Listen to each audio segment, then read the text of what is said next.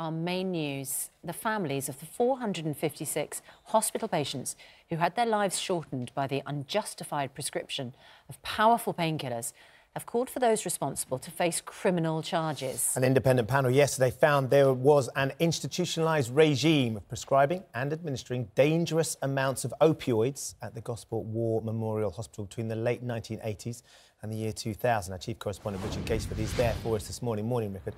Quite remarkable reading this story now, and taking into account missing records, they believe the further 200 patients may have suffered a similar fate.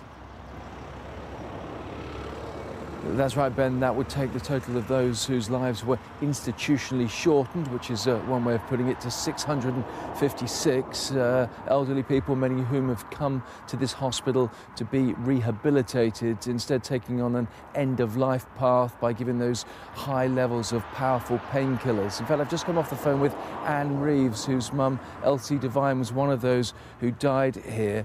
Anne was telling me that just today, she and other families are going to be setting up a crowdfunding page to raise money to get a criminal barrister to represent them in what they hope is criminal proceedings. She was telling me how utterly distressing it was yesterday to hear this information being put to them by the inquiry team in the cathedral in Portsmouth, and how upsetting it was. My mother was overdosed and died. You can make one mistake, but you can't make hundreds. And the amount of drugs given to my mother is despicable.